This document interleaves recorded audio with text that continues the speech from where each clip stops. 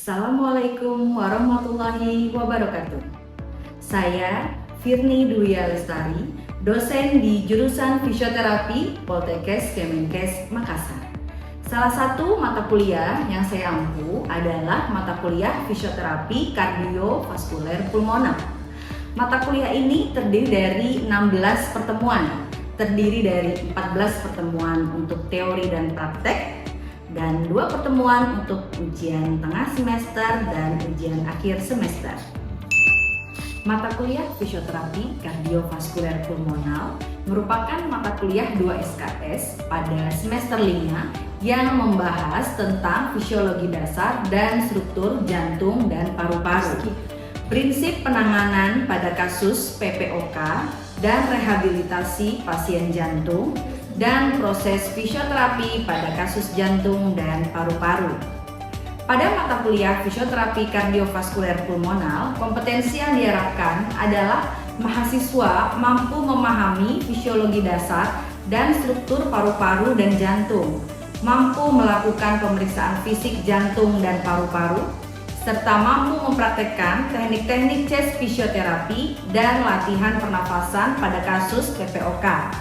Dan juga mahasiswa mampu melakukan pemeriksaan dan rehabilitasi jantung pada pasien penyakit jantung koroner dan CABG. Capaian pembelajaran program studi.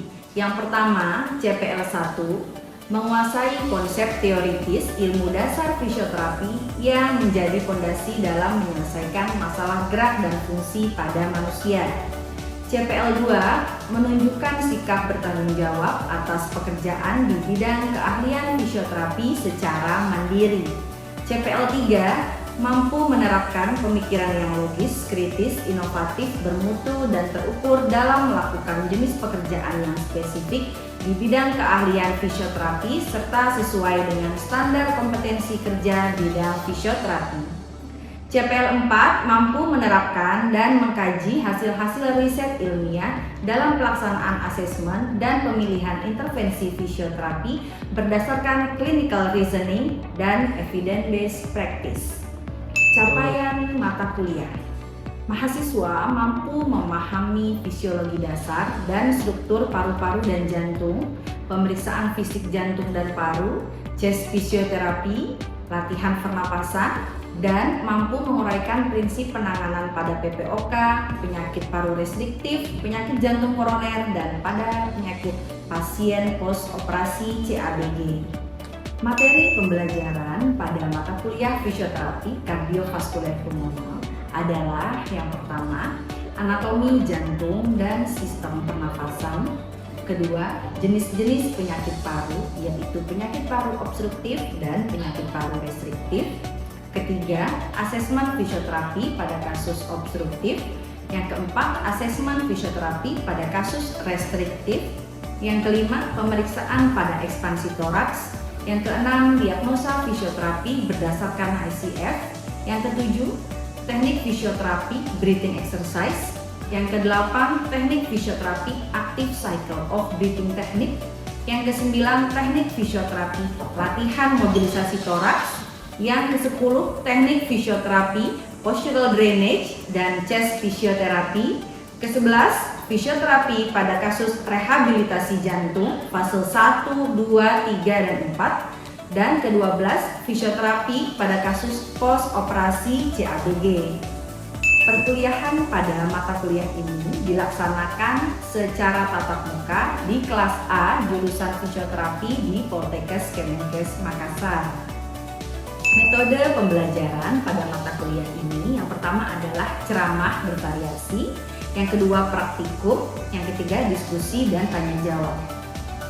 Metode penilaian pada mata kuliah fisioterapi kardiovaskuler pulmoner yang pertama adalah penugasan mandiri atau kelompok, yaitu berupa pola tata tulis, alur berpikir, dan referensi yang digunakan. Kemudian pengetahuan, soft skill, nilai sikap, dan keterampilan pada saat pelaksanaan praktikum. Baiklah, itu tadi uraian singkat tentang mata kuliah fisioterapi kardiovaskuler pulmoner. Selanjutnya akan ada video proses belajar mengajar pada mata kuliah ini. Selamat menyaksikan.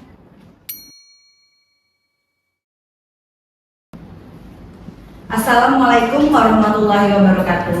Waalaikumsalam warahmatullahi wabarakatuh. Hari ini adalah pertemuan mata kuliah fisioterapi kardiovaskuler pulmoner. Ya. Materi yang akan dibahas adalah pengukuran ekspansi toraks di area rongga dada. Sebelumnya saya akan absen terlebih dahulu ya. Yang pertama Megawati, kedua Aiman, Muhammad Fajri Hidayat, Muhammad Akbar Syam, Khairul Aiman,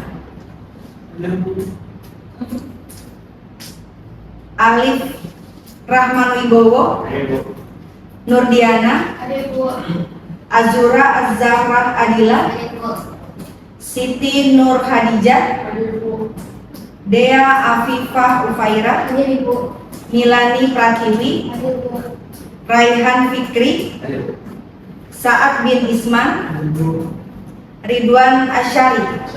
Oke, baik hadir semua ya.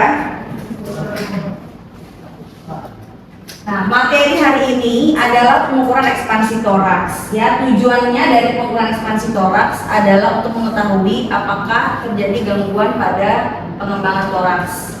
Biasanya gangguan pengembangan toraks itu dikarenakan karena kasus-kasus penyakit paru pada obstruktif maupun restriktif. Kalau obstruktif itu ada PPOK, ada asma, ada bronkitis, ada emfisema. Kemudian kalau untuk penyakit paru restriktif ada atelektasis, ada tumor atau kanker paru, ada pneumonia, TBC, dan SOPT, ya, sindrom obstruksi pasca TB. Nah, pada pengukuran ekspansi toraks ini dibagi menjadi 3 bagian. Yang pertama ada upper, ya, daerah atas. Upper itu lokasinya di aksila atau di daerah ketiak, ya, sejajar dengan cartilage costa 4, normalnya 2-3 cm. Kemudian area middle itu di processus sipoideus, itu di sini ya, di dekat ulu hati. Processus sipoideus atau middle lateral costae, sejajar dengan cartilage costae 7-8, normalnya 3-5 cm. Kemudian area lower, di area lower itu sejajar koste 9 ya. Tepatnya itu di koste yang melayang. Ya, kalau di rongga toraks itu di koste yang melayang. Normalnya 5 sampai 7 cm. Untuk mengukurnya nanti dia dari perbedaan antara inspirasi dengan ekspirasi ya.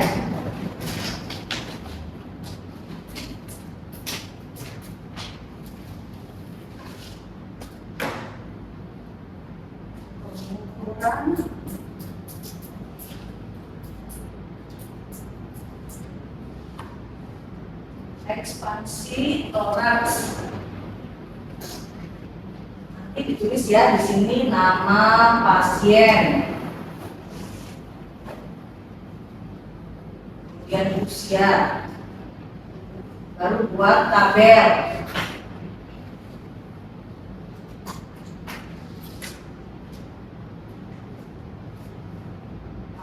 Area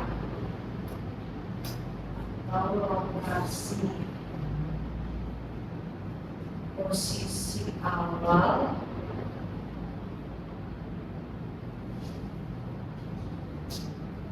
inspirasi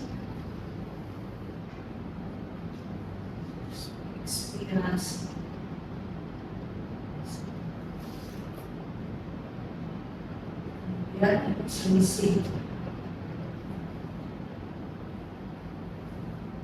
Oke. Ini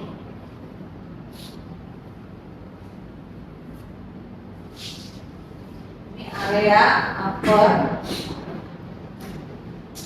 ini middle dan lower ya.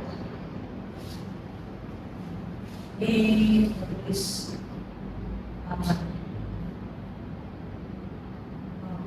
kalau di upper normalnya berapa di situ? 2 sampai 3. Kemudian middle 3 sampai 5. Di lower 5 sampai 7. Sekarang kita mau praktek bagaimana mengukur ekspansi toraks ya. Saya minta Alif Rahman Wibowo ya. Alat ukurnya kita gunakan meteran ya atau midline, biasanya midline ya.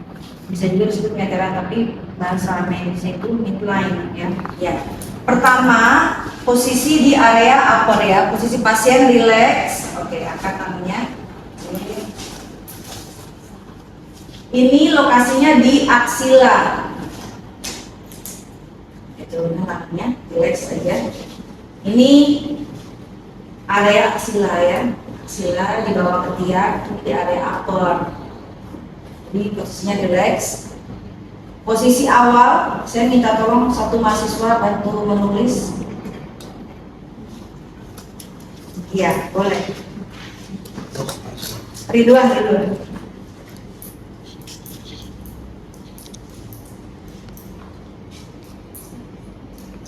Jadi Ridwan boleh tolong ditulis di posisi awal di situ.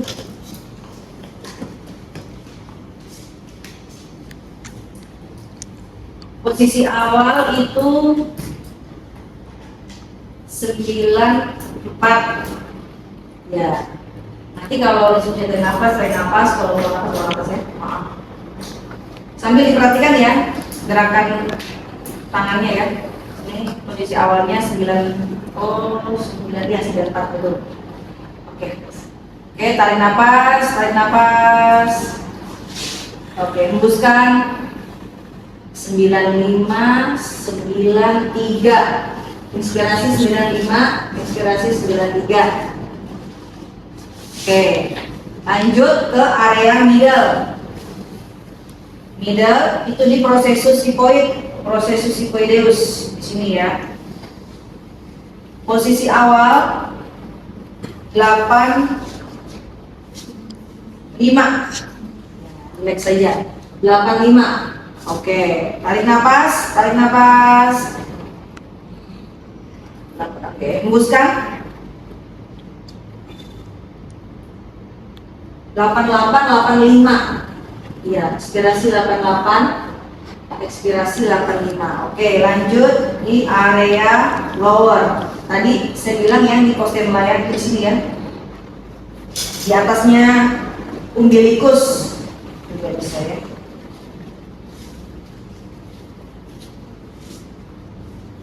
Posisi awalnya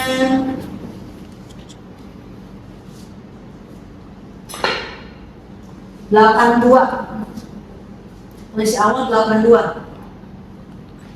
Oke, tarik nafas. Oke, hembuskan. 84, 81. Oke. Sekarang sudah selesai. Dilanjutkan dengan penghitungannya. Penghitungannya yaitu selisih dari apa? Inspirasi dan ekspirasi. Oke, silakan dihitung. 2. Kemudian yang ketiga 3. Oke, yang di lower 3.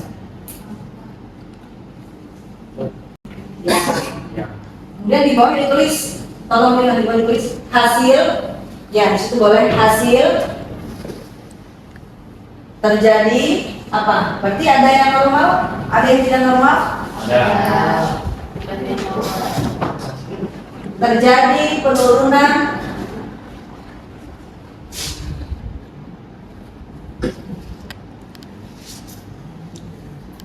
ekspansi toraks di area lower. Karena terjadi penurunan ekspansi toraks di area lower, nanti diberikan intervensi latihan untuk meningkatkan ekspansi toraks di area lower. Itulah tujuannya kenapa harus ditahu terjadi penurunannya di area mana. Maka dari upper, middle, lower, supaya latihan aplikasi itu cocok ya dengan kebutuhannya pasien. Sekarang saya mau minta mahasiswa coba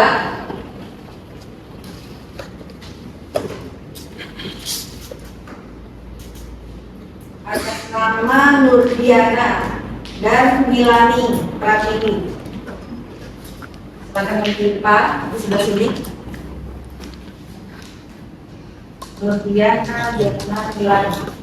Ya, yang pertama di area upper, ya. Geser sedikit supaya yang pertama di area upper, lokasinya di aksila, ya.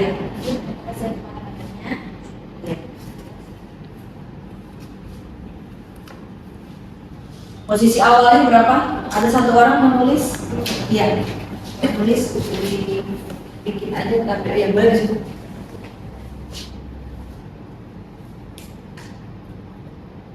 Posisi awalnya berapa? Betulkan aja. Posisi awalnya itu 82. 82. Oke, kemudian diskusikan tarik nafas, tandai angkanya, kemudian diskusikan buang nafas, tandai kan. Jangan terlalu lama menahan nafas. Tarik nafas.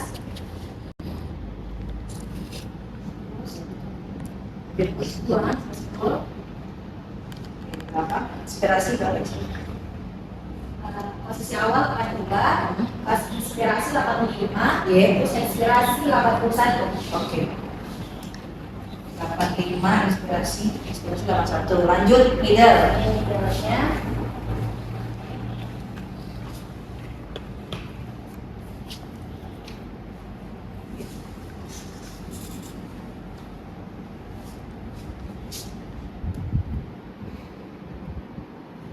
untuk posisi awal 70, untuk inspirasi Awal 70.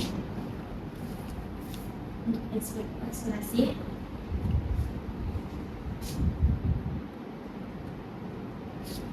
pas inspirasi itu ada di 72. Oke.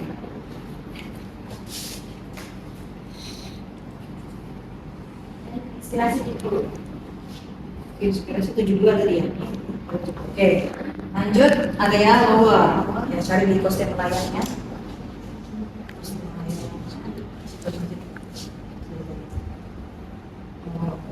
Ya. Ya, bisa.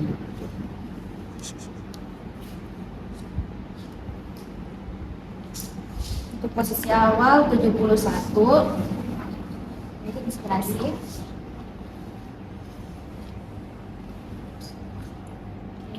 Ya, inspirasi. Berapa inspirasinya? Inspirasi ada di 73. Inspirasi 73, inspirasi 70. Oke, sekarang penghitungannya. Siap-siap satu lagi habis ini.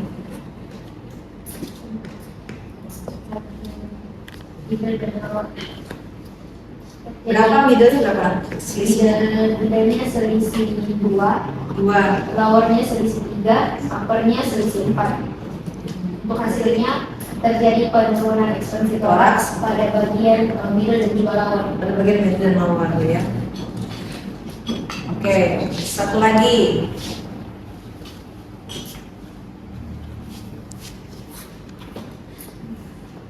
Alif ya, alif boleh alif. Alif dengan Fajri.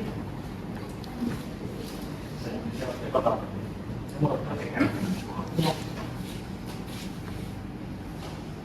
Jadi pertama ada apa? Titiknya di aksila ya. Oke,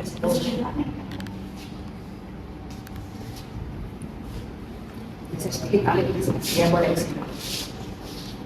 Posisi awal berapa? Mega tulis ya, Mega masih tulis. Dari awal 94. Posisi awal 94. Oke, instruksikan tarik nafas Tarik kemudian. nafas.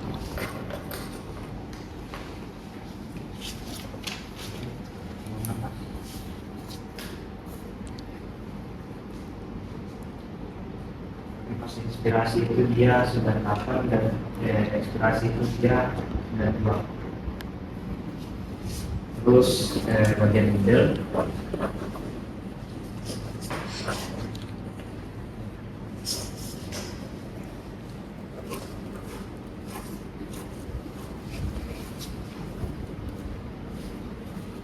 posisi normalnya itu 88.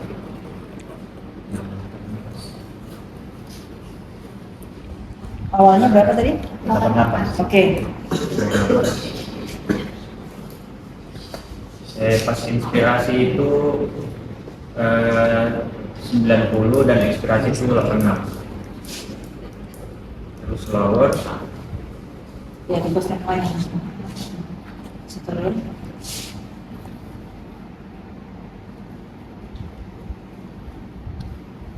posisi normal itu 82.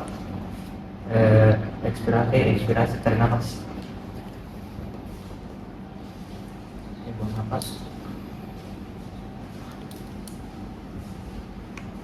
Pas inspirasi itu 84 dan pada saat ekspirasi itu 80.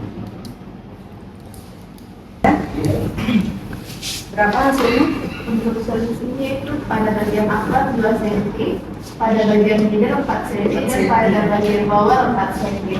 Dan Berarti hasilnya? ada penurunan Kalau di lower berapa normalnya?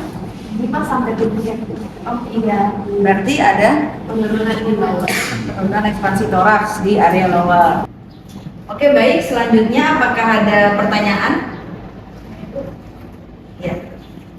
Sebelumnya perkenalkan nama saya Megawati. Nah, pertanyaan saya itu bagaimana intervensi fisioterapis apabila terjadi penurunan ekspansi toraks pada bagian lower?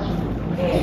Bagus pertanyaannya Mega ya. Bagaimana intervensi fisioterapi untuk menangani kasus jika terjadi ada penurunan ekspansi toraks di area lower? Saya butuh 1 orang untuk menjadi workshop. Oke, silakan Alif.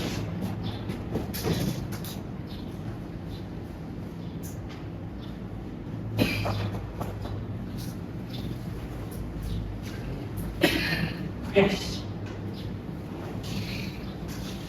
Intervensi untuk menangani kasus jika terjadi penurunan ekspansi toraks di area lower. Jadi di area lower, berarti di area bawah, kedua kaki bisa ditekuk, tekuk kedua kaki, kedua lutut, tekuk lagi. Oke.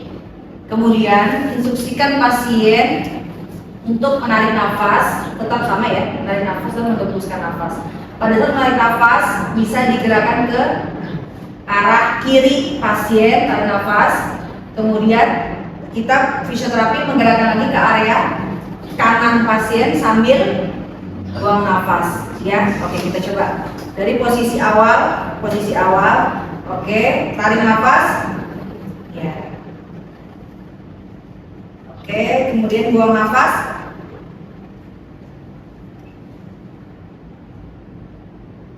Lagi tarik nafas.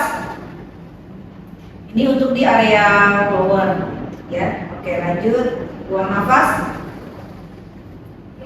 Untuk dosis itu dilakukan 10 kali di area lower. Misalnya ada di area middle 10 kali, di area upper 10 kali.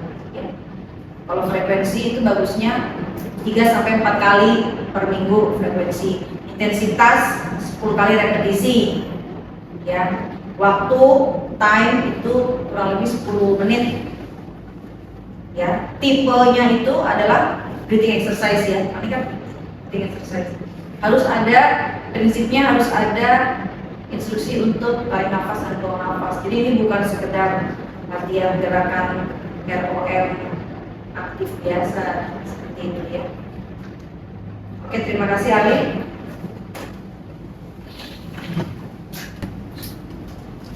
Baik, apakah masih ada pertanyaan?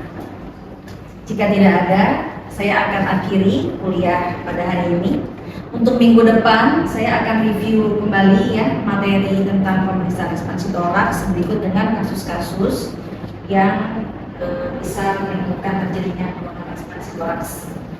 Oke, wabillahi taufiq wal hidayah. Wassalamualaikum warahmatullahi wabarakatuh. Waalaikumsalam warahmatullahi wabarakatuh. Baik, itulah tadi video proses belajar mengajar pada mata kuliah fisioterapi kardiovaskuler pulmonal. Semoga video ini bisa bermanfaat untuk kita semua. Terima kasih. Assalamualaikum warahmatullahi wabarakatuh. Salam fisioterapi. Takut